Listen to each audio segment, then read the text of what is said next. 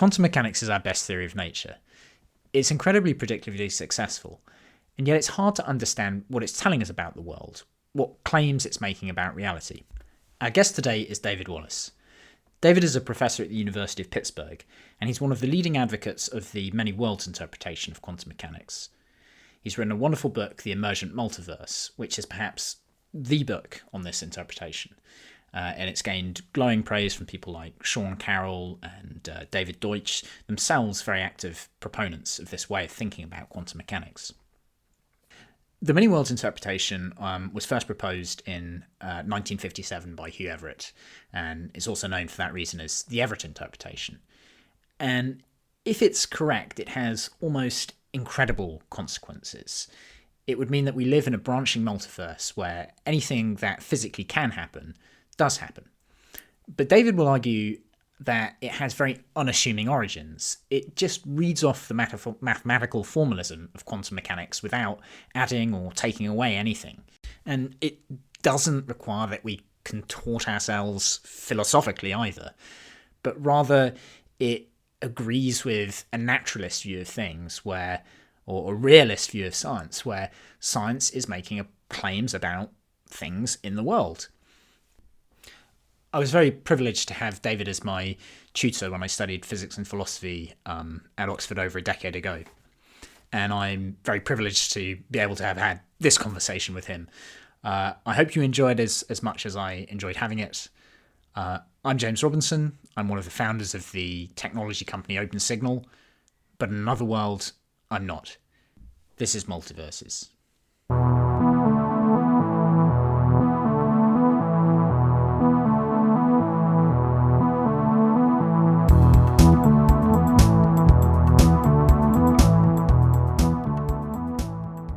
David Wallace, thank you for joining me, and welcome to Multiverses. Pleasure.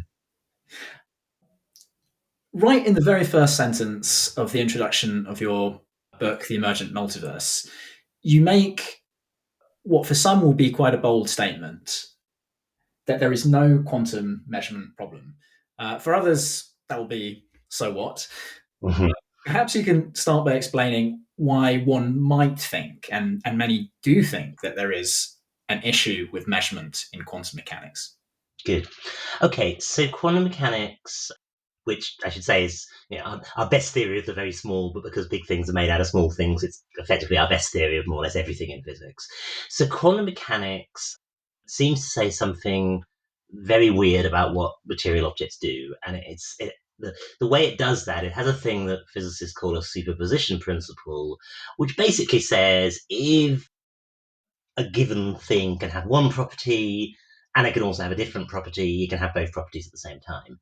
So if I've got a particle that could be here or could be there, it can be here and there at the same time. Or if the particle could be going this way and could be going that way, it has a state where it could be going this way and that way at the same time. And that's weird in itself, but that's not the quantum measurement problem.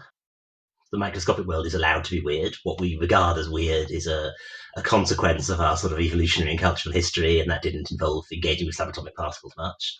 So we could live with that weirdness if it kept itself in the realm of the microscopic.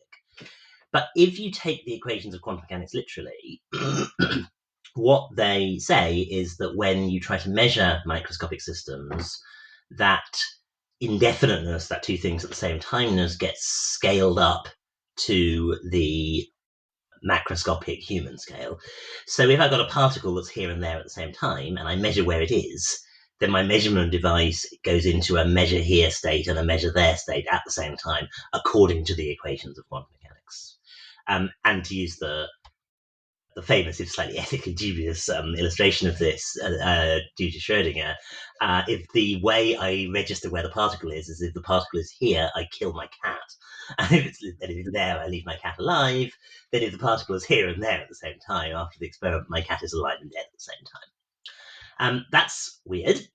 And that's not the kind of weirdness that we think we can brush under the carpet by waving our hands at the cultural evolutionary origins of what we find weird. That's something that just seems to be in flat contradiction to what we observe in the world. And this is a really successful theory. Really successful theories are not in the business of making routine predictions that flatly contradict the world. And so what, at least in textbook discussions, gets done in quantum mechanics is we do a kind of ad hoc fiddle to the theory when we apply it to the context of measurement, or more generally to the context of scaling microscopic stuff up to the human scale. And what the fix is when we have a state according to the maths in the theory that says the system's doing this thing and that thing at the same time, we reinterpret and say, no, what we really mean is it's either doing this thing or it's doing that thing, and we don't know what. And there's some probability of it doing this thing, and there's some probability of it doing that thing. So instead of saying that the cat is alive and dead at the same time, we say, well, the cat is one of alive or dead, but the theory doesn't predict which. It just gives us some probabilities as to which occurs. So what that amounts to is a sort of fundamental shift in how you think about the theory that happens when you apply it to the context of measuring things. And I should say, incidentally, you might ask yourself, well, couldn't we have that sort of ignorance reading of this indefiniteness even at the level of particles? So couldn't we say, well, when we said that the subatomic particle was here and there at the same time, couldn't we just have meant it might be here and it might be there and we don't know which? And the short answer is a phenomenon called interference, which kind of allows the future of particles to be affected by all the various places it might have been earlier. The phenomenon of interference makes it really, really hard. Most philosophers would say impossible to take that sort of, it's all about probability, it's all about ignorance reading of quantum mechanics and take it all the way down to the microscopic. So there's this fundamental change in how we think about the theory between the microscopic and the macroscopic. And that's the quantum measurement problem. And the reason it's normally thought of as a problem is, despite our species' delusions of grandeur, we normally think humans are made of atoms. They're just more physical systems. The way humans behave should be governed by the laws of physics that apply to the bits humans are made of. So it kind of doesn't make coherent sense for there to be new laws for how things happen on human scales that aren't a consequence of the playing out of the laws that govern the constituents of humans. And just generally that kind of, you might call it a sort of soft reductionist way of thinking about the world, is really ubiquitous in science and in general really, really successful. And its failure in quantum mechanics would be, to put it mildly, something of a shock. Right. It's a pretty major itch that needs scratching. Yeah. And another way of putting it is measurement's just a hopelessly vague word. Yeah. I mean, if we had a law of physics that said particles behave in such and such a way, except when the aggregate mass of systems exceeds 2.07996 times 10 to the minus 11 kilograms or something, that's a sharp law. That's the kind of thing that physicists can go with. But things obey the laws of quantum mechanics until a human looks at them. That's a weird thing to put in a physics textbook. Indeed. So we have this itch. How do we scratch it? And I know that your answer will be, it doesn't really exist. It's sort of a phantom itch. But maybe we start with the attempts to actually, solve the problem, as it were. Sure. Okay, so the paradox in the way I've just presented it is something you get to if you, apparently at least, if you combine our best physics with some very widely held attitudes to how we should think about scientific theories. What I mean by our best physics is just quantum mechanics and the equations that seem to govern the subatomic world. What I mean by very standard ideas about what scientific theories are things like scientific theories aren't supposed to reach out and make direct claims about human observers. Scientific theories are supposed to be in the business of describing and explaining what the world is like. Scientific theories are not just supposed to be sort of brute calculational devices which can't be understood beyond letting us work out how to build transistors and nuclear weapons and what have you. And scientific theories are supposed to give you a description of the world that's third personal, that makes sense even in the absence of humans, and isn't irreducibly from the perspective of a human. So those are sort of standard positions in the philosophy of science that explicitly or tacitly most scientists hold. So the way I sometimes look at it is, if you've been led to the measurement problem by this combination of the physics and the philosophy, then at some point you've got to either change the physics or you change the philosophy. By the way, I don't, as you allude to, I don't ultimately think that's right, but it's a good starting point for analysing it. So by change the physics, I mean something like change the equations. So I said that a minute ago, if our laws said something like everything proceeds according to the equations except when the mass exceeds a certain sharp threshold, and then they obey different laws, that would be an example. If you fleshed out that proposal, that'd be an example of trying to change the laws in a way that made the theory avoid this measurement problem, that would make the shift in the way macroscopic stuff behaves explainable in a sort of sharp, mathematically clean way. You could also imagine changing the equations by adding new stuff to them. Maybe the stuff the equations describe isn't the stuff that observed physical reality is made of. Maybe we need to add some more stuff to the equations to describe the observed physical reality. Those are change the physics strategies. The problem with trying to change the physics is that the physics works really very, very well indeed. Quantum mechanics is, by a country mile, our most precisely and thoroughly tested scientific theory ever. I mean, it's probably up there with the theory of evolution, our best as our candidate for best ever theory. With apologies to Einstein. So philosophers like to change the physics strategy, but physicists are usually pretty dubious about it. And the other strategy we have is to try to change the way we think about scientific theories. You could say, no, quantum mechanics is teaching us a deep lesson about the nature of science. Quantum mechanics is teaching us that we were wrong to suppose our theories could describe an objective world, or we were wrong not to think that humans play a central part in the nature of reality, or we were wrong to suppose that physical theories could be in the business of describing things that are accessible without being irreducibly from the perspective of the human observer. And if you look back to the infancy of quantum mechanics, people were taking quite seriously the idea, and in fact, the founding fathers of quantum mechanics, some of the philosophers of the time, taking seriously the idea that quantum mechanics would presage a general change in our scientific attitudes. That hasn't played out. And I don't think philosophers should be complacent about how we think about scientific theories. Our worldviews do change from time to time. But quantum mechanics didn't kind of herald a large-scale change in the way we think about physical reality and about scientific. Well, sorry, I'm going to hesitate and reset that.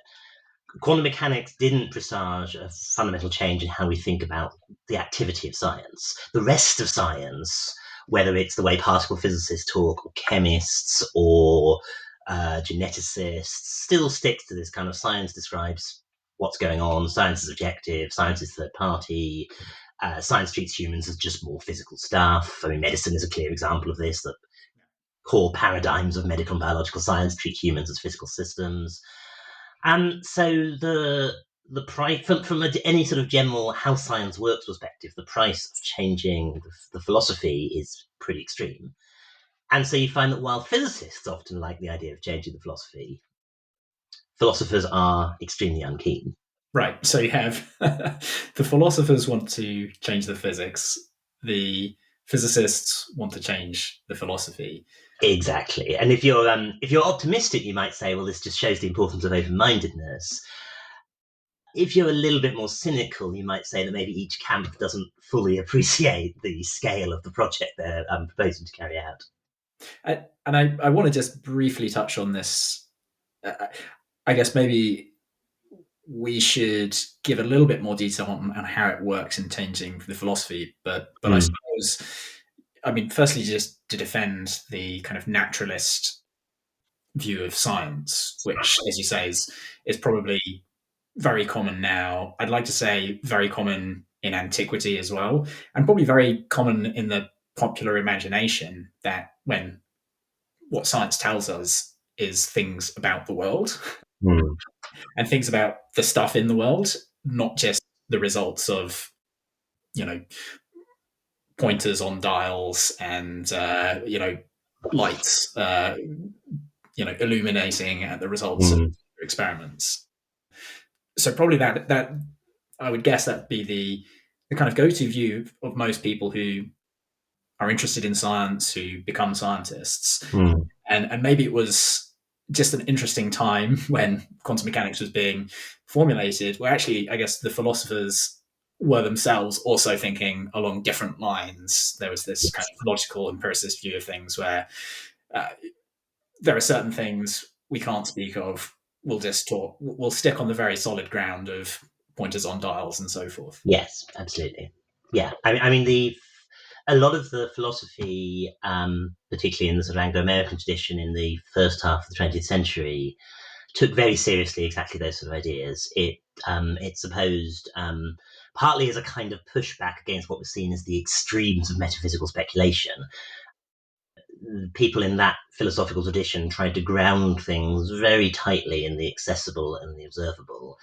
And for them, a scientific theory was effectively a device used, a fiction, you might say, in order to make claims about the observable. So if if you think about, take a modern example, the LIGO gravity wave detector is described by physicists and by most contemporary philosophers as a device that detects the presence of gravity waves, which would have been there even if the detector wasn't there. From the logical empiricist point of view, gravity wave is a convenient fiction used to describe what the LIGO detector does. And that position is largely defunct in modern philosophy of science. Sometimes I think it's a slightly bad rap. People misremember their history and start thinking what was wrong with it was just a sort of huge failure of nerve, that people forgot that their job was to describe the deep structure of reality and they wussed out and just tried to say observational stuff. And that's unfair. There were motivated reasons why the positivists, the empiricists went in that direction. But why the program really falls apart, I think, is that to make sense of that picture of science, you have to suppose that the notion of what is observable is something basic and primitive in your science.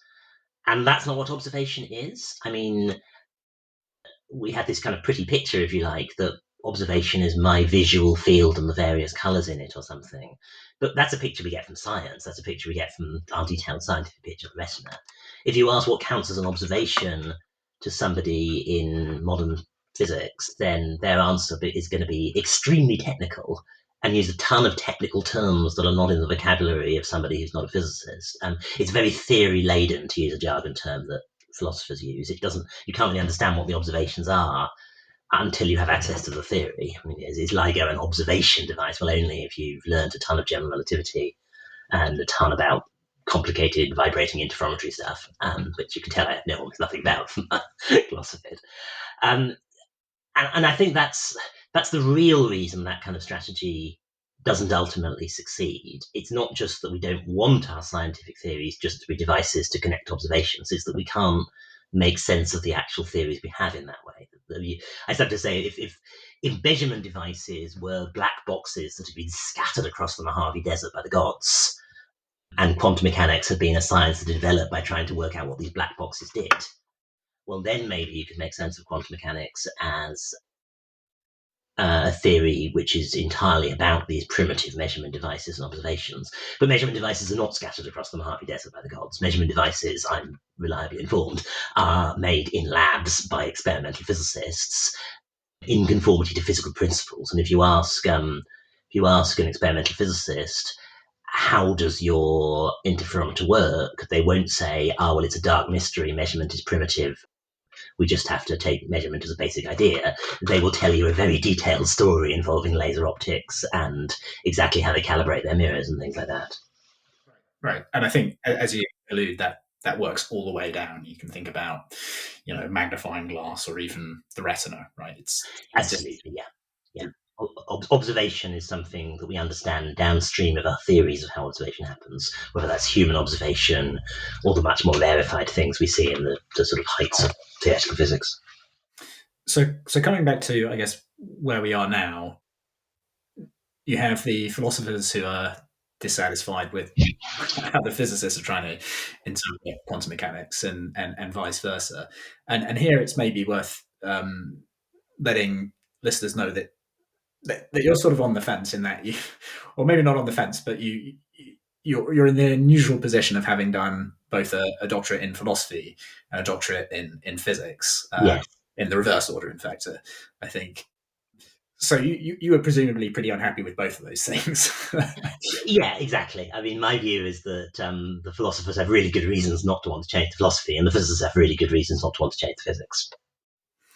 So we can't change anything. Are we completely stuck, or where do we go from here?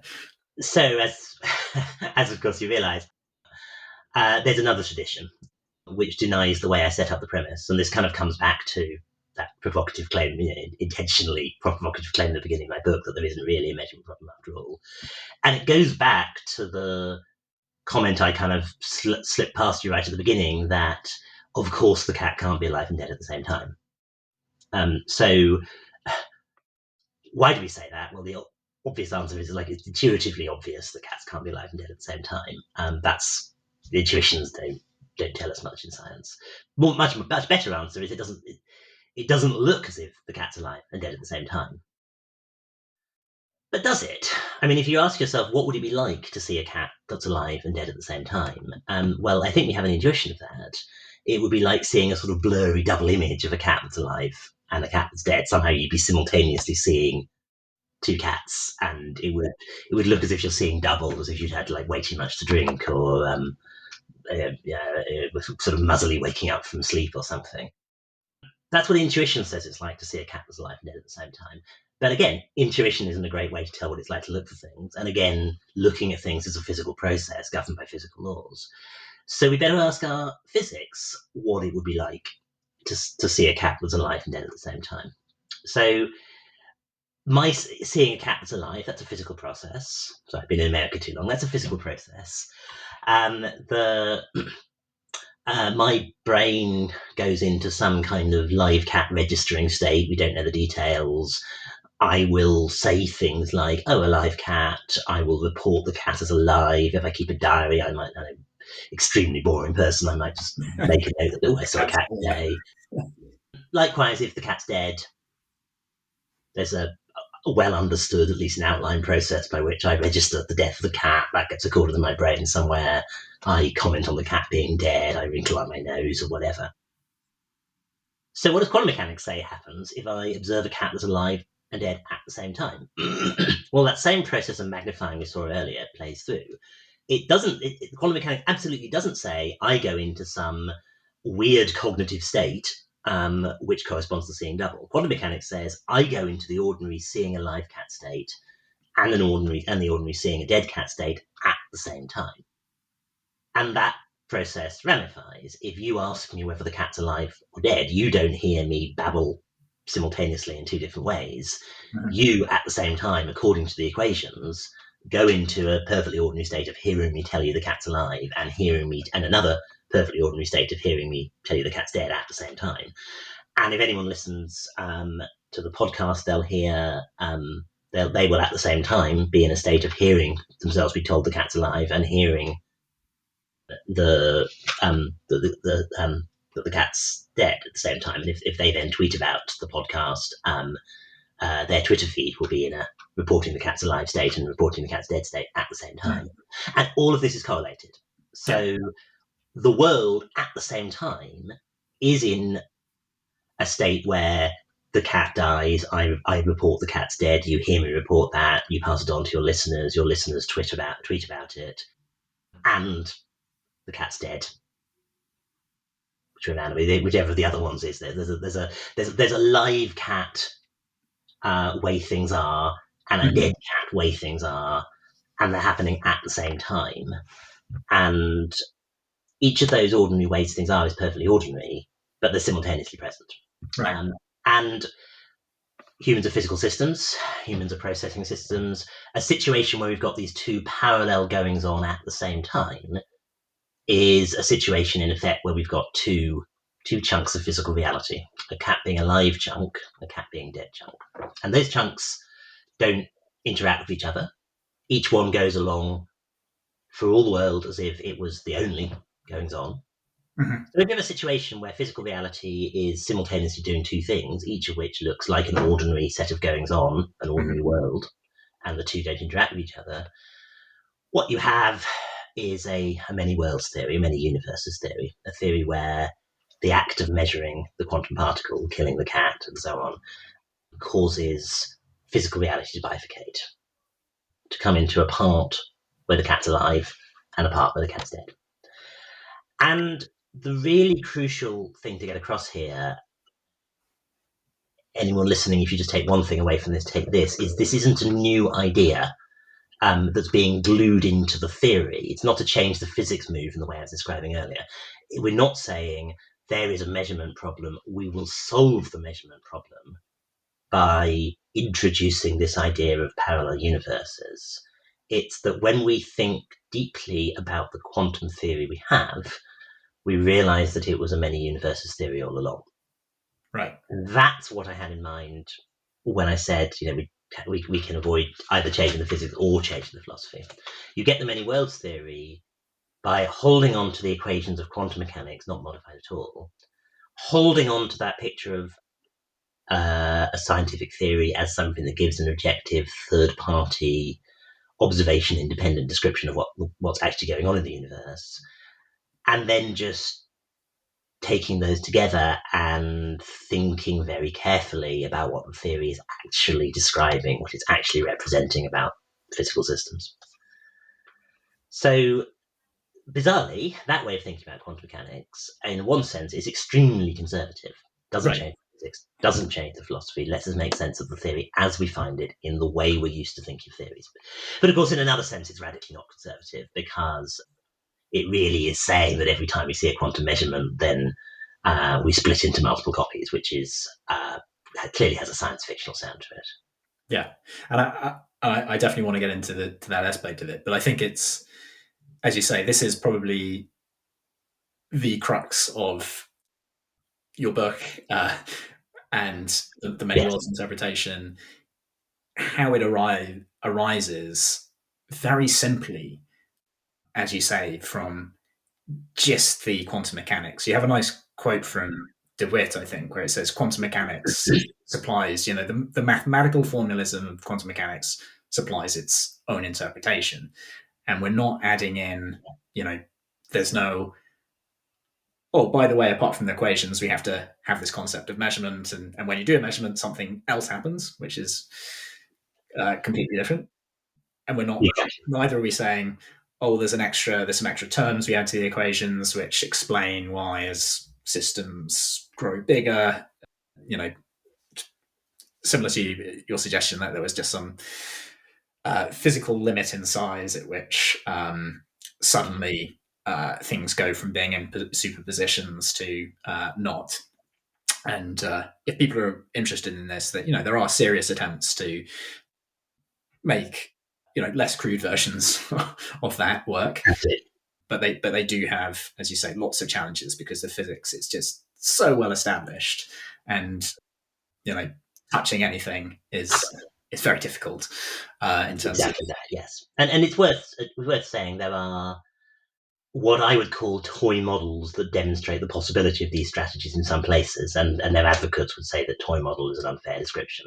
There are models of change the physics that seem to work inside a certain quite narrow descriptive regime. They work quite well if you ignore relativity, and if you ignore light, and if you ignore electromagnetic effects to a large extent. The challenge is expanding them beyond that to the sort of much richer regime of particle physics, of radiation, of photons, and all of that good stuff. Yeah, indeed.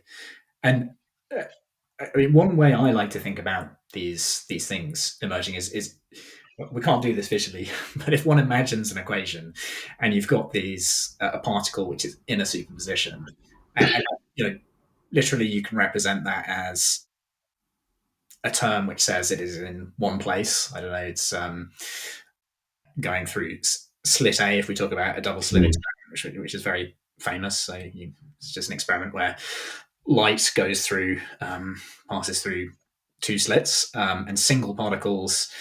There will be a term saying it's going through slit A. If it goes through slit A, it hits a detector and the poor cat meets its demise. Through slit B, the cat's given a treat and everything's good. So if you start with a state which just looks, particle going through slit A, particle going through slit B, and both of those things according to the physics, are happening at the same time. As we said earlier, it's not just a representation of ignorance, and actually there's experiments that you can do that really very strongly show this. These things aren't manipulated according to the pure calculus of probability. They can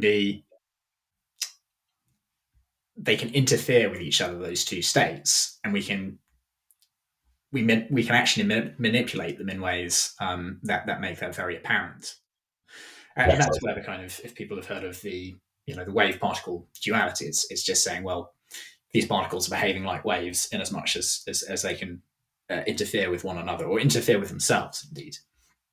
Yes. Different histories of, or paths that they take, interfere with each other. And in terms of things I was saying earlier, that the idea of a particle being a wave is really a way of saying that the particle is in many different places at the same time. The wave description of a particle is a useful description to use when the particle isn't really in one place or another place. It's at the same time in many different places. Yeah. So we have this particle passing through the two slits, and it's in quite a simple state initially. We can think about that particle on its own. But as soon as it starts to engage with the world and it hits those, the one detector, which is unfortunately releasing some poison gas or something, and the other detector, which is we prefer, which is going to supply the cat with some treat, it's entering a much more complicated state. And as that state gets ever more complicated, as you say, as in one part of this equation, someone appears and sees what's happened to the cat, something else happens in the other term, and you literally have a plus sign between these two states, but those two states are very much separated by that plus sign. There is a point at which it is possible, as we said, to interfere them back to each other. But by the time the world has become very complicated, if you like, or by the time the effects have propagated outwards, it becomes very difficult for those, and in practice, impossible for those parts to, I guess, touch each other, to have any influence upon each other.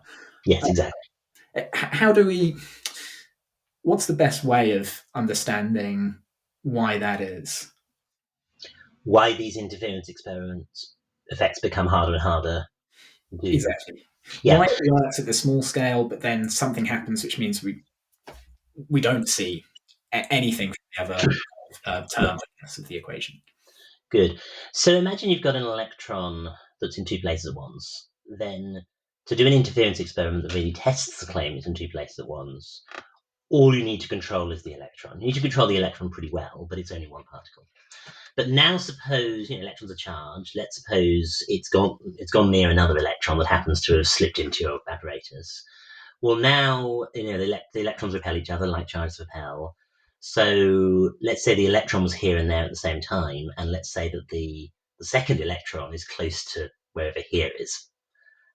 So now, if the first electron is here, the second electron gets deflected.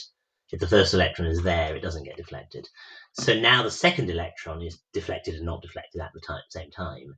But the combined state of the electrons is something like first electron here, second electron deflected, plus first electron there, second electron not deflected. So now I've got a quantum superposition of both particles at once, and they're correlated, which is what physicists call entangled. It's not that each particle is separately doing two things at the same time, it's the two particles together are doing two things at the same time. So now to demonstrate the interference, you need fine control of both electrons. And that's okay too, we can do multi-electron states, but you can now start to see how this could ramify. I mean, if I imagine there's not just one electron that was close to the original electron, but there's like a million of them, now this same thing happens with all 1 million electrons. And now to do the interference experiment, I need fine control of 1 million particles. And that starts very rapidly getting computationally and experimentally impossible. So what suppresses these experiments that show interference, what hides interference from us, isn't per se how big a system is, it's how many moving parts the system has that are all independently caught up in the entanglement process. And once we have more than a relatively small number of those particles, the interference experiments become inaccessible. So to give an example of how you can kind of bypass this sometimes, people have done the two-slit experiment you described with electrons and photons, but they've done it with much bigger things. They've done it with Buckminster fullerene molecules, for instance, these kind of carbon-60 buckyball things that have several hundred subatomic constituents. I've lost track of if they've done these experiments yet. I think it's certainly been explored doing these experiments with frozen bacteria. Okay. May even have been done by now. So you put a bacterium in a superposition where the bacterium is here and there at the same time. But the reason these things are doable is that even though the system is quite heavy, it's only really got one relevant moving part, something like where is it in space? It's not as if we've arranged things so that if the Buckminster fullerene particle, molecule went along the left path, it gets heated up, and if it goes along the right path, it doesn't get heated up. If something like that happened, then all the internal moving parts of the molecule would get entangled with the position of the molecule. And then to do the interference experiment, you'd have to control all of those moving parts and bring them all into alignment, which would be probably realistically impossible even for the Buckminster fullerene molecule, let alone for a bacterium. So it's that kind of effect. Physicists call this decoherence, the redundant recording through entanglement of where the system is in many, many, many bits of the environment the system's in. And once that happens, it basically becomes unrealistic to do interference experiments, and it also becomes unrealistic to stop it keeping happening.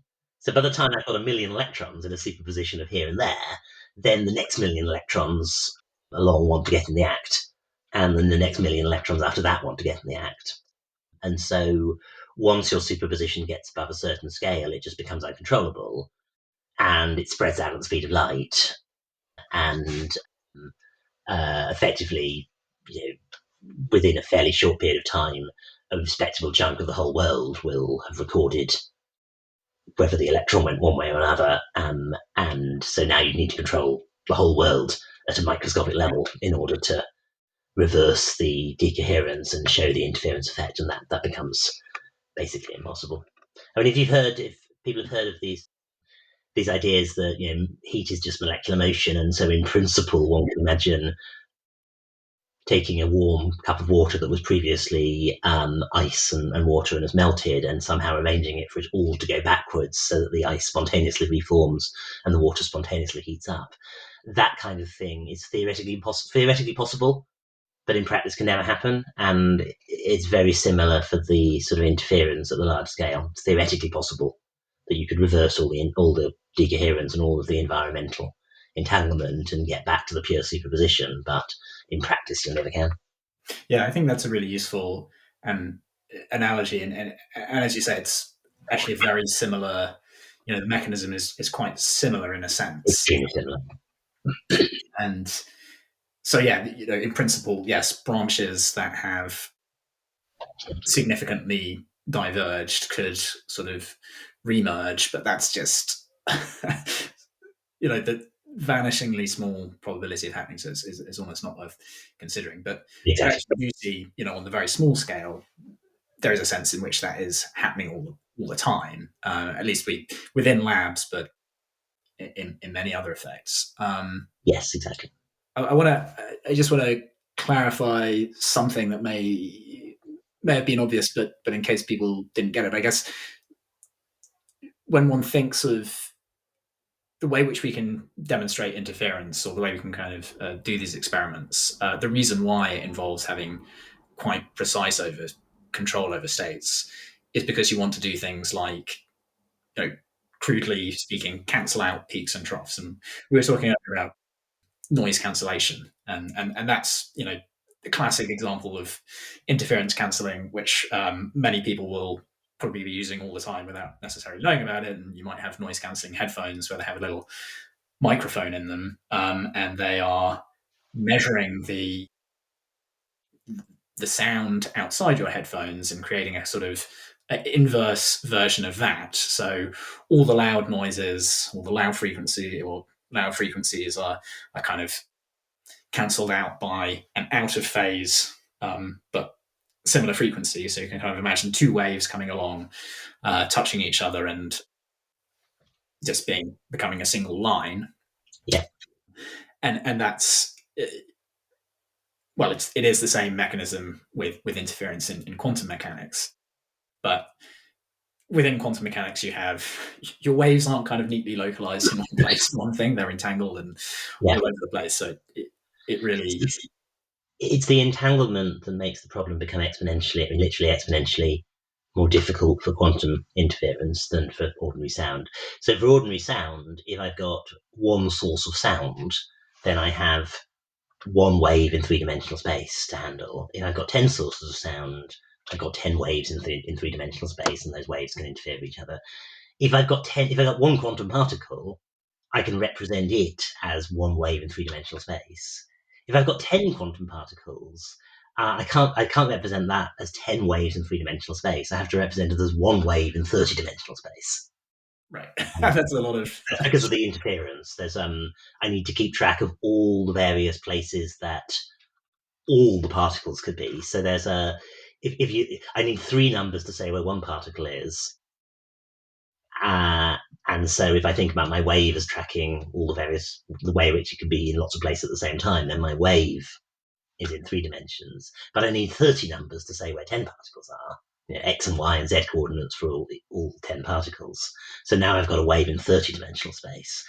And while cancelling, doing the math to cancel waves in 10 waves in 3-dimensional space is a non-trivial challenge, but doing the math to cancel a wave in 30-dimensional space is another thing again. And it just gets worse and worse. I mean, if I have an entangled superposition of all the particles in my body, there's somewhere around 10 to the power 25 particles in my body. So now you're looking at a wave in 3 times 10 to the power 25 dimensional space, and now it's obviously way beyond our computational capacity, let alone our manipulative capacity. Right, and that's exactly why we're able to do this for fairly heavy things, but we're compressing down the dimensions essentially by just having the C60, the Buckminster ball, the buckyball in on a line, right, with all just 1 degree of freedom essentially. Exactly. The center of mass of the buckyball is not quantum entangled with any of the other, in physics jargon, internal degrees of freedom of the buckyball. How rapidly one of the electrons in the buckyball is vibrating is not correlated in any way with whether the buckyball is in the first slit or the second slit. And if it was, then the interference experiments would become orders of magnitude more difficult to do. Okay, great. I'd like to ask the question that you ask as one of your chapter headings in your book, because I think it's really... The question itself is interesting, but I think the answer is more interesting, which is, so how many worlds do we have this branching going on? Can we count the number of worlds? Is it infinite? Or is that not the right kind of way of thinking? The one sentence answer is that it's an indefinite, slightly arbitrary, finite number that's definitely larger than basically anything you can think of. Right. So definitely more than 10 to the power of 10 to the power of 30, say. So if it comes up in a pub quiz, that's the one to put down. Yeah, one followed by more zeros than you could fit in the universe is a lower limit. What's going on in slightly more detail is the exact way I define worlds is a little bit fuzzy and a little bit pragmatic and arbitrary. So if you think about the cat experiment, the way I describe that is that there's 2 worlds. There's a world in which the cat is alive and a world in which the cat's dead. But it would be better to say there's 2 lots of worlds. There are live cat worlds and dead cat worlds. And if you zoom in a bit on the live cat world, there's a whole bunch of different ways a cat can be alive. And a whole bunch of other random processes go on that mean that there'll be slight differences between different versions of the living cat. And if you... I think perhaps is a relatively vivid example of this. So in Schrödinger's original experiment, he didn't just do a one-off measurement, what sort of one and done, and kill the cat if you get the wrong answer. He puts the cat in a box, and there's a poison gas vial in the box, and there's a Geiger counter in the box, and there's a radioactive source. And when the Geiger counter detects a radioactive emission, it knocks over the poison gas and kills the cat. So, and then the idea is you wait until on average there's a 50% chance of a radioactive atom having emitted. So now I've got a branch where the cat lives, but I've also got lots of branches where the cat dies because they correspond to it dying at different times. Right. Now, how many branches? Well, we can kind of chunk them, coarse grain them as we want. We could decide to say, well, let's consider the collection of branches where the cat died between 1,000 seconds and 1,000.001 seconds after the experiment.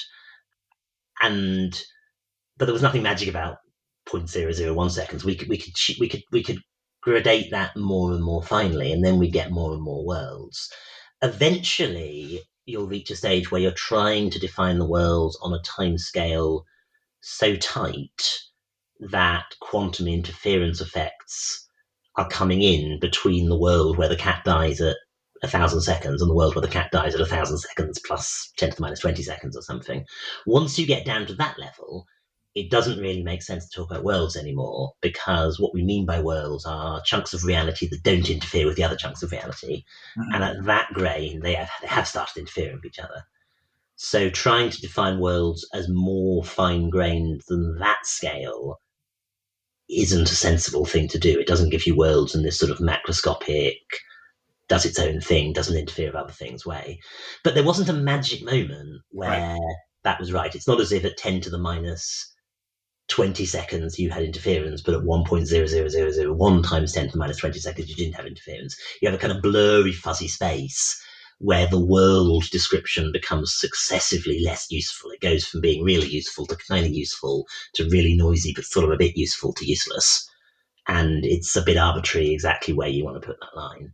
So in that sense, the number of worlds is a bit arbitrary, but there's a clear lower limit there. I mean, it's definitely the case that worlds separated by that points where the cat dies separated by at least a microsecond won't interfere with each other. So you've got at least that many, that finer resolution of the worlds. And I should say this kind of fuzziness, although it looks weird in the case of something that seems as fundamental as how many worlds there are, it's something we're quite used to in the special sciences, in our general stories about how high level stuff comes out of low level stuff. I mean, to take a silly example, if I look at the sky at the moment, it's cloudy in Pittsburgh right now. There's loads of clouds. If you ask me how many clouds, that's not really a well-defined question, because the degree to which I want to break up the clouds into separate clouds rather than treat sort of things that are wisping together as the same cloud is going to have a level of arbitrariness. But it's not arbitrary to say there's lots of clouds. If you've led a terrible life, and on your deathbed you come to realize it, there's lots of things you regret. Exactly how many things you regret? Well, that's a bit arbitrary. Exactly how do you individuate them? But lots of them. So you determinately regret lots of things, but the number of things you regret isn't determinate. And there are more scientific examples of this kind of thing, where our higher level concepts are a bit fuzzy, but still extremely useful. Yeah, I mean, I think that's the key like thing. solid matter has that cat. Exactly where's the boundary of my table? My table definitely is about a meter high, but is it 1 meter plus a nanometer or 1 meter minus a nanometer? Well, at that level, it's a bit arbitrary. Yeah, I love the clouds analogy. By the way, I think that really helps clear it up. Didn't intend to pun there, but yeah, and I think you're right. I mean, we could, if we wanted to, define some definition of what a cloud is or what a world is. And in some ways, that's arbitrary itself, unless you have a very specific interest in a particular description of the world. But I guess we don't need to, right? Exactly. Recognize the world when we see it, when we find it useful to talk about it, which is when it's branched off sufficiently from other points so that it's won't interfere. there's some fuzziness as to where that happens, but in practical terms, it just happens so quickly, right? These things are facts propagating out at the speeds of light, that we don't need to worry about it. It's probably more of a worry for. It's perhaps like an attack vector, I guess, for people who don't like the many worlds interpretation. Indeed, yeah. You've replaced one fuzzy term, measurement, with like another fuzzy idea of worlds. Yes. I feel like you've done quite a good job at defending that in what you've just said, but I don't know if there's any other things you would add on that. Yeah, I mean, I suppose you might put it this way. I mean, so traditional philosophy attempts to solve the measurement problem have tried to get rid of the fuzziness. And the way I think about the many worlds theory, which I just want to be clear in, I haven't talked at all about the history of this, but this is not my idea. It's an idea I've played with and developed, but it's many years older. But what I take as the important point about the many worlds theory is it doesn't get rid of the fuzziness and approximation. It puts it in a place where it's legitimate and harmless to have fuzziness and approximation. It's appropriate for our stories about the relation between the large scale and the small scale to have a bit of fuzziness and approximation. And we're used to that all the way across science. We're used to the idea that concepts like liquid or conductor or animal or gene are extremely useful and productive, and totally robust and real, and not in any sense a kind of observer's trick of the light, and yet are a little bit approximately defined in terms of the lower level things going on. So when exactly is something a liquid? We've got some very robust descriptions of what liquids do, but there are going to be borderline cases and fuzzy places where is rock a liquid? I mean, on time scales, especially is glass a liquid? People talk about that sometimes, and the real answer is it's kind of a little ill-defined because it depends quite what you mean by liquid. But is water a liquid? Yes. Is rock a liquid? No. Are you a liquid? No. The concept is robust, it's useful, there's a well-developed subject of fluid dynamics, but for all that, there's a bit of fuzz and give in the concept of liquid. So all I'm really saying is that kind of fuzz and give is fine in understanding quantum mechanics, and if our understanding of the relation between the macro world, where the cats are definitely dead or alive, and the quantum mechanical description where they're not, has a bit of fuzz and give, that's okay. What's not okay is for this sort of primitive concept of measurement to be actually just written in to the fine structure of our theory. I mean, I guess one way of putting it is that the fuzz and give is fine, provided you've got a non-fuzz and give description of the world at the deeper level. And the full quantum mechanical description, the way I want to talk about it, isn't fuzzy at all. It's a description of a quantum mechanical world that is very alien to our intuitions, but which is perfectly sharply describable, which evolves in its own sharply describable way.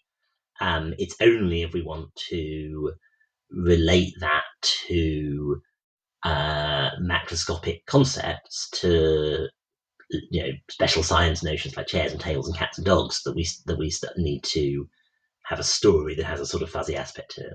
And a lot of the problem with, say, the idea that quantum mechanics has a different law of dynamics for measurement is that one sort of doesn't respect that separation. One has fuzz in the very formulation of the microscopic theory. Right. Yeah. Thinking about it now, I mean, I think the title of your book is very well. I'm sure you thought very carefully about this in putting emergence right at the beginning of the title, the Emergent Multiverse. Yeah.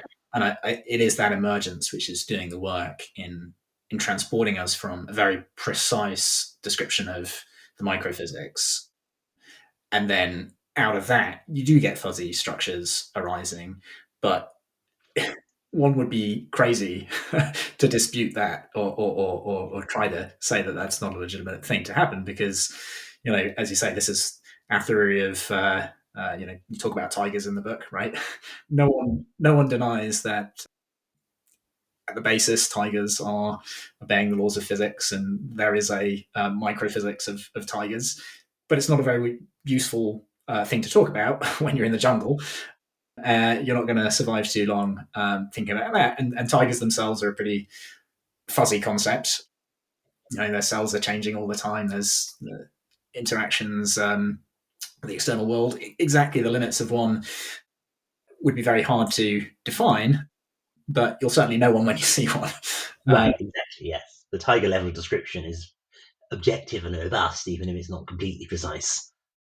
So I think I feel Emergence is doing the work for us there in separating, creating a bridge, I guess, between the fuzz and the precision. Exactly. Yes, it's an emergent multiverse. It's not a fundamental multiverse, and you're exactly right. That's the main reasons in the title. The secondary reason is that Emergence is sexy, so it sells copies. But... Very good. That's a good segue because in terms of sexiness, we've just had everything everywhere all at once, and I can't help wondering if there is like a slight allusion to Everett, the originator of this, just in the EV repetitions or the ever repetitions there. Probably coincidence, but who knows? I never even thought of that. That's a lovely thing. I do. Yeah, I'm intrigued about your thoughts on the way that the many worlds interpretation is viewed outside of these physics and philosophy communities, and doesn't always seem to have particularly accurate representations. Yeah. What are your thoughts on that film? I don't know if you've seen it or any other works that you think of. Yeah, I haven't actually got around to seeing that particular film, but it's becoming increasingly professionally embarrassing not to have done, so I need to do something about this. I've seen plenty of the other bits and pieces. I think the story's going to be complicated. I mean, I think there is genuine flow of these ideas from popular science, from science to popular science to popular culture. And I think it's genuinely true that one of the reasons you see many worlds ideas talked about more in popular spaces is they've kind of, well, in political science terms, they've come inside the option window. They've come inside the range of views that scientists and then science journalists taking the cues from scientists have started taking seriously, and seriously enough that one doesn't just laugh the conversation down if it comes up. So it goes back even maybe 20, 25 years, then there would be something seen quite widespread as unserious or inappropriate about talking about parallel universes, many worlds inside physics. I mean, perhaps a little longer than that, but certainly by the 80s that was true. These days, I wouldn't say the many worlds theory is the majority view in quantum mechanics among physicists, but it's very widely known and very widely supported, or at least taken seriously. It's certainly not a fringe position in physics anymore.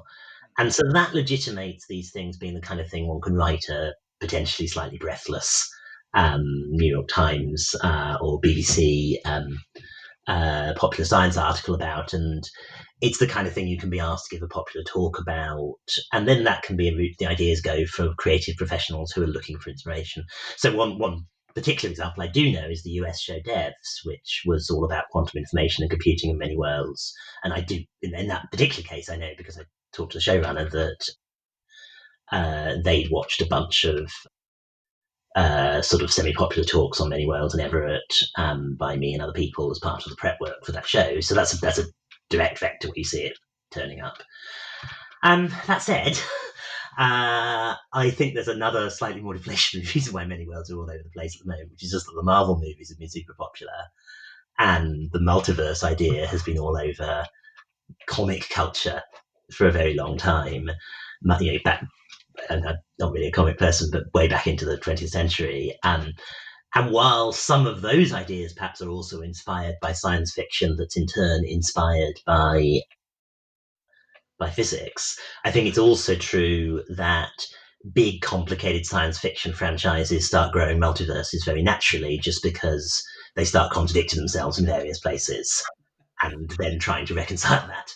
So the comics seem to invent and reinvent the idea of the multiverse as much as a method of managing their continuity snafus and then trying to turn a bug into a feature as anything else. So that's the boring deflation, or not exactly boring, but from a physicist's point of view, the boring deflationary reason why, partially why some of these things are out there. It's sort of downstream of Marvel, and Marvel's downstream of comic continuity culture. But I'd like to think that at least some of it is the scientific contribution. No, well, very interesting about devs, and that's clearly the idea is spreading. I wanted to ask about one other particular work, which I don't know if you've read, which is Anxiety is the Dizziness of Freedom by Ted Chiang. No, I've read a bunch. I don't think so anyway. I've read a number of Chang stories, but I don't recall that one by name. So Yeah, I'm sure you'd remember it if you had read it. It's sort of right in your wheelhouse, I guess. Although, as with all these things, the representation of the physics has to kind of bend the rules a little bit. So obviously, yeah, you can't just say there's many worlds, and unfortunately, we can't get to them or get any information between them. But I don't want to give away too much of the plot, but as you know, I think Ted Chiang is really great ideas writer. So I can probably I'm going to try and get across some of the ideas without spoiling it. Okay. So it's in the story, it imagines that characters, you can buy a machine, I think it's called a prism, which I think you press a button or something and there's a quantum event and, a branching happens. So you're standing there with your prism and you have a counterpart who and calls Paracells, who then goes off with their prism. And you're able to send a limited amount of information between the two worlds after that fact. And what I think is quite interesting about the story is it explores some of the,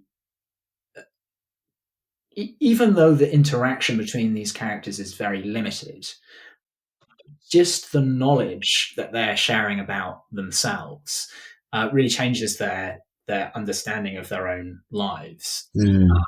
So, for example, there's a case where one character in the past has taken a very rash action, and in trying to understand themselves, they're thinking about, well, was that thing I did fundamentally part of my character? Is this something core to me, or is it kind of an aberration and just something that doesn't define who I am? Yes. And so that it's of great relevance to these folks that they can talk to one another. Yeah, and I'm interested in your thoughts on whether the many worlds interpretation should help us or change our views on who we are, on morals, or on moral actions, and so forth. Yeah, discuss.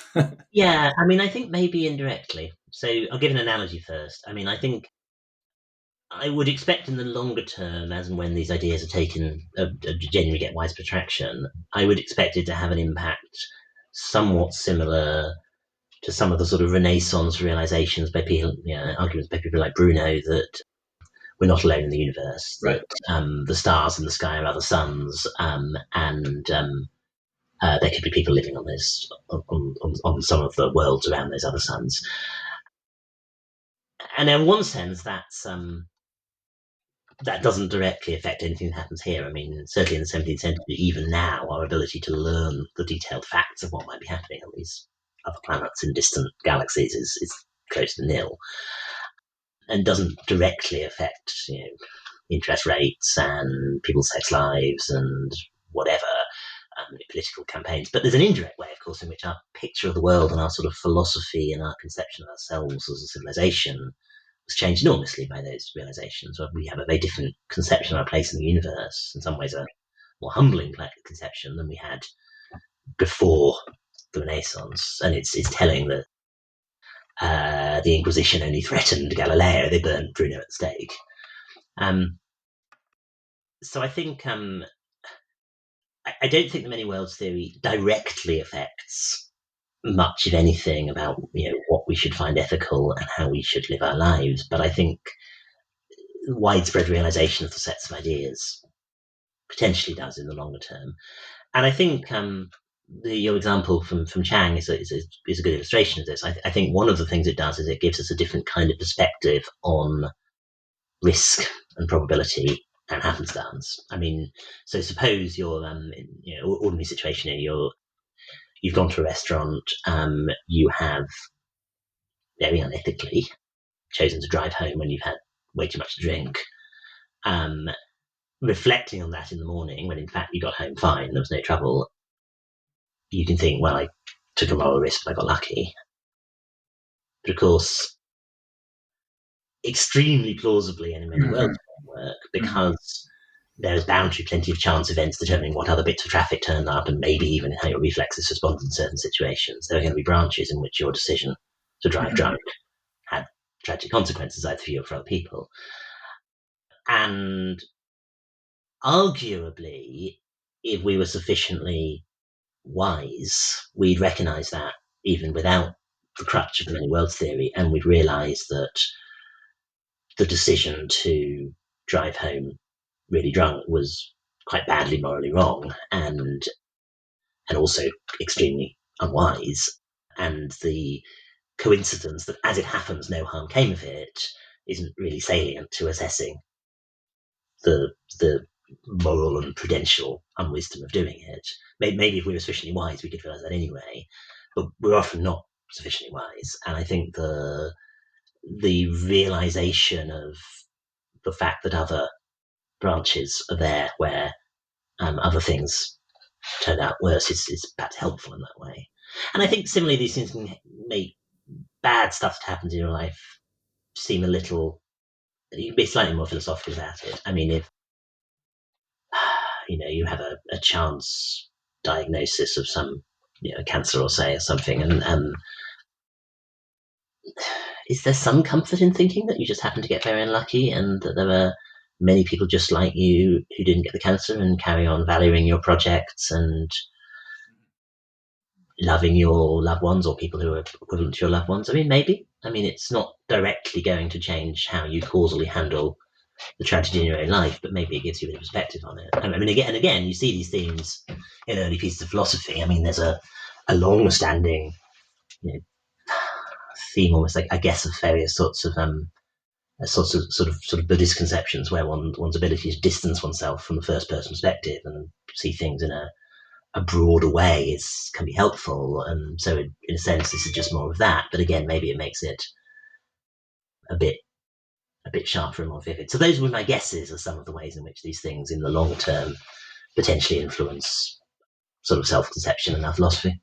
Yeah, I think that's the other example that just came to my head was, if you take a decision that you believe was right but didn't work out for some kind of contingent reason, I can well imagine there's some, I think there is some extra comfort in thinking, well, maybe I'm just in the kind of technical parlance, like a low branch weight, Yeah. part of the multiverse, and I'm in that bottom 1 percentile that makes the other 99 percentile possibly. Yeah. No, absolutely. I mean, the thing that makes it slightly difficult, of course, is that often we don't know what the probabilities are. Right. Yeah. And so the very fact that the bad consequence occurs should increase that's evidence that the probabilities were quite bad. That's true. Yeah. So that does complicate it, but even so, there are places where you can feel something happened that was circumstances beyond your control. You can think, well, that's just how the probabilities happen to come out. Yeah, it's interesting. And I agree entirely with your assessment that this it probably shouldn't change any of our moral decisions or the amount of thought that we put into our actions, but it does maybe throw that into sharper relief, and perhaps that's a good way to put it. Thought that I'm going to have many sort of counterparts or paraselves or something spreading out from who I am. It's almost like a multiplication of consciousness, which is quite mind-blowing, but and not necessarily directional, as it were, in terms of pointing to doing things differently, but it does add emphasis. Coming back, I guess, to Bruno and so forth, it does make me, it reminds me that one of the kind of initial reactions to people hearing about the multiverse is, oh my gosh, that's just like too big. but I mean, we've been through this before, right? Yes. And not with always great consequences.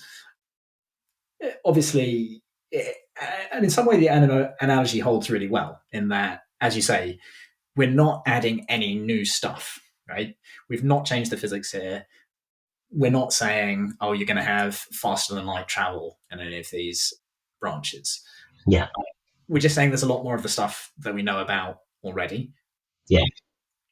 And that seems very similar to this kind of extension that we saw with Bruno. And you know, perhaps if we find that the space-time that we live in is not bound, but is infinite, and there is sort of finite matter density smeared throughout it, that you know, we might also see or have more reason to believe that there's just way more stuff than we've previously considered. No, absolutely. Yeah, there are 10 to the 11 galaxies in the visible universe. They have kind of order 10 to the 11 stars in each. Most of those stars have planets. I mean, I can quote those numbers, but if you actually ask me to visualize it, my mind boggles. It's just dizzying. Now, the Everett branches, the numbers are even bigger, but frankly, the numbers are already way too big for our intuitions to cope in ordinary astrophysics. Yeah, and I think I want to revisit this just one last time, because I want to really try to deal with all the objections one might have to the many worlds interpretation, trying to anticipate what people might be thinking. Because this links into this idea of, I guess, falsifiability. And, yeah, you know, we can't access these other branches or these other worlds once they've become worlds. Yeah. And that's almost the definition of a world. We've kind of... Yes, exactly. However, I think you put it very, you know, succinctly, where you say, well, quantum mechanics is the best, you know, the theory which has certainly the most evidence towards it of all theories, perhaps. Quantum mechanics entails the many worlds interpretation if we don't mess with anything. Therefore, you know, all that evidence going in at the front end is then evidence for the many worlds interpretation. And I do find that quite analogous with, you know, this is just the size of the space-time that we believe in, we live in now, where, you know, we can't see, we can see those, we can't see all the stuff that we think there is, right? Yeah. And we can't even in principle perhaps see some of it. You know, we might make discoveries that just say, okay, it's too large to see certainly it's too large to see the stuff that is outside our light cone, as it were. Do we believe that stuff doesn't belong in the theory? I would say that most people don't. Nonetheless, I feel there's a sense in which people struggle maybe with the many worlds interpretation and think that it fits into a different category somehow. Yeah. You know, are they right to do that, or is it really, you know, a very similar situation to what we see with space-time, let's say? So I don't think they're right, but I certainly think they're, you know, it's a fault on the right side. I think it's always right to say about scientific theories, like, you know, which bits of the theories are doing the work, how seriously should we take them? You know, you've done philosophy of science, you know that you know, the past is a graveyard of false theories that people used to think were good theories, and if we simply uncritically believe everything that our current theories say, we're just inevitably going to end up believing some things that get superseded by later theories. So it does make sense to be critical about, you know, what are the things we really have evidence for. So what can we say here? I mean, can you test the theory? Well, the theory is unitary quantum mechanics, it's unmodified quantum mechanics. You can of course test that. If you violate the superposition principle, then you have falsified quantum mechanics, and with it the many worlds interpretation of quantum mechanics.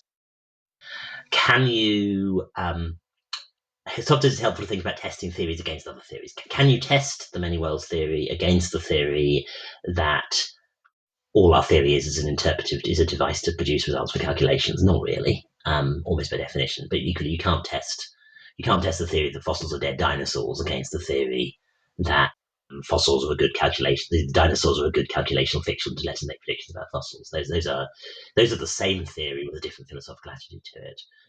Can you test the many worlds theory against any specific proposal for how we might change the physics? So if somebody says, well, when things get above certain mass scales, superpositions stop happening. Can you test the many worlds theory against that? Yes, you can. And people have made many proposals and parameterized ideas for ways you could modify quantum mechanics to make Schrodinger's cat go away. And many of those theories have been tested and falsified by evidence, and the evidence has supported the many worlds theory. Some of those tests are ongoing. I mean, it's always right to look for testable alternatives to our best physics, so we should keep doing those kind of experiments. But we do keep doing them, and they do keep confirming that there doesn't seem to be any evidence for this change of the equations of quantum mechanics. Could there be some change of the equations of quantum mechanics that's so very far from what we can get at empirically that yet somehow suppresses the many worlds branching structure? Well, yeah, there could be, and maybe it's not difficult to come up with contrived examples of that we'd never in fact be able to test. But the point is, I think the burden of proof at this point shifts a little. I mean, we'd always be a bit suspicious of burden of proof arguments, but we're then saying we've got our theory. Our theory has all of this structure. We're considering a modification to the theory for which we have no evidence, that we're led to try making, essentially, at least this is the many worlds version of it, that we're led to try to make that change to our theory largely for reasons of aesthetic preference, of having some philosophical discomfort with the fact that our theory without these modifications leads to something we find distasteful. And so we'll make the modifications for that reason. That's not normally a good reason to change a scientific theory, and as a strategy, it hasn't generally been conspicuously successful in developing good science. So that's the sense in which I'd say I think taking the many worlds theory seriously, thinking in those terms, using those ideas, is good science, and science that reports to experiment in an appropriate way. Even while I'll concede that you'll never do an experiment that very directly detects another branch in the way that we could very directly detect, I don't know, planets around Alpha Centauri, say. Mm-hmm. But yeah, we could also probably never do a direct test or for planets that are around, I don't know, some outside our light cone, obviously. Yeah, or even some galaxy a billion parsecs away, where the whole galaxy is just a dot on our visual field. Yeah, no, I agree. And look, if somebody wants to say for that reason you should be less confident of the existence of the many worlds than you are of the existence of the planets around Alpha Centauri, and Alpha Centauri has planets, actually, it's a binary, planets around some reasonably close star.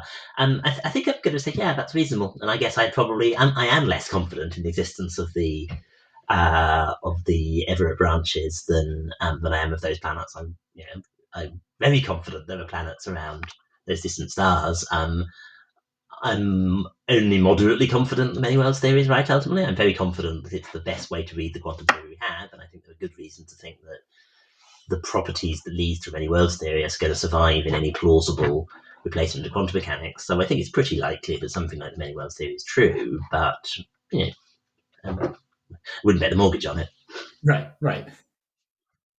So it's the best that we have, and it is delivered to us by the best theory we have as well. So I think, and the best theory we have is a really, really good theory, to be clear. Right. Yeah, it's not just the best of a bad bunch; it's a spectacularly successful theory. Yeah. So I mean, I think that's pretty compelling. But yeah, it is interesting how one's intuitions of the fact that this is not something we can reach out and touch in principle in the same way that we could around those planets does sort of put it into a different fold somehow. Yeah, I think that's fair. I mean, and look, you see this in other bits of physics as well. I mean, even before we detected gravity waves directly at the LIGO Observatory, it would have been almost impossible for there not to be gravity waves. There was incredibly good indirect evidence for gravity waves because neutron stars orbiting each other were losing energy, and they weren't losing energy through radiation, and they were losing energy at exactly the rate that was predicted on the assumption they were emitting gravity waves. It's very hard to see that and not think it must be gravity waves. Yet there was still something important, even if only psychologically, in actually detecting gravity waves directly. Yeah. And I think, we do see, I don't know if there were any holdouts on the gravity wave. Probably not. Maybe more with black holes, perhaps. That'd be Possibly. Although again, I mean, the event horizon telescope literally photographs them, so it's exactly. So I think now we've kind of closed that off, that debate. I would No, expect. it took a while for similar reasons. I guess it's a challenge with the many worlds interpretation in that there is probably nothing more that we can deliver, right, in terms of providing evidence for it, other than the evidence for quantum mechanics. But there are bits of evidence that I think speak to it closer. So suppose that we, as is probably going to be the case sometime in the next 20 or 30 years, suppose we have a working general purpose quantum computer. The way that works is effectively to be able to create more or less arbitrary entangled superpositions and manipulate them in more or less arbitrary ways. It's logically consistent to suppose that we could build a quantum computer that demonstrates the universality of the superposition principle to that degree, and yet have some collapse mechanism that kicks in at macroscopic levels, but it starts to become somewhat less plausible. Quite deeply relevant aspects of the theory would be tested very deeply by a quantum computer. Yeah.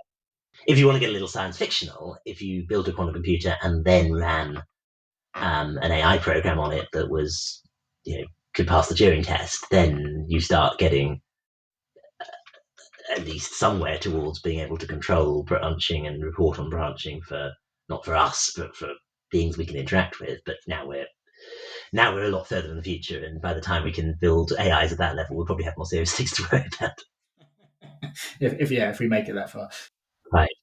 Yeah, I think that's interesting. I mean, I guess so. On the one point, building that sort of computer would provide evidence against the competing interpretations, I suppose, in that we wouldn't be seeing dynamical, if we're not, supposing we're not seeing this kind of spontaneous collapse or disappearance of superpositions, then, okay, yeah. It would constrain the space. It would be a different kind of thing that constrains the space of collapse theories.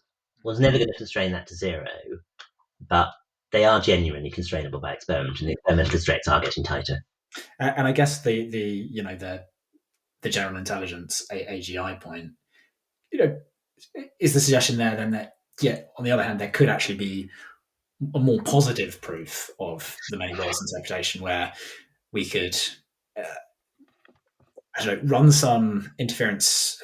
It's hard to imagine how we do this without knowledge of the other world, right? Where we would be able to run an interference experiment and show it exists. So I struggle to see how it would, given we'd have knowledge of another branch, what extra it would tell us. We wouldn't be able to extract any new information from it, as it were. So here's what you could do in principle, and these are very speculative thought experiments, but in principle, I can run a computer program, and I can give it a superposition of inputs, and I can then do some collective action. I, the person sitting outside the quantum computer, can then do some collective action on the quantum computer that effectively involves rolling back the computer program's response to the input and re-interfering the computer program states.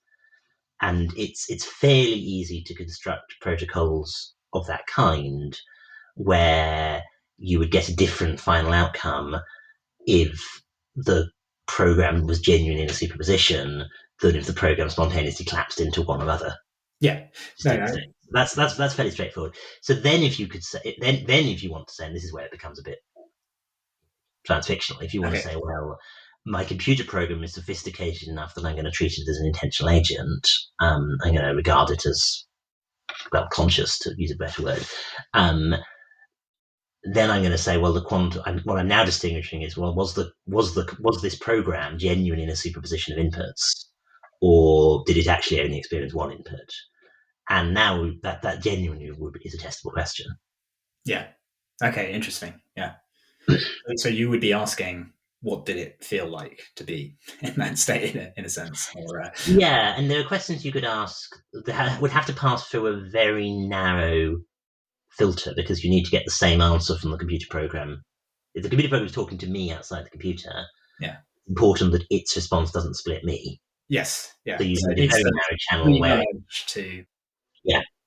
needs to diverge, come back again, give a single answer. Exactly, but you could do something like, did you receive the input? Yes, no.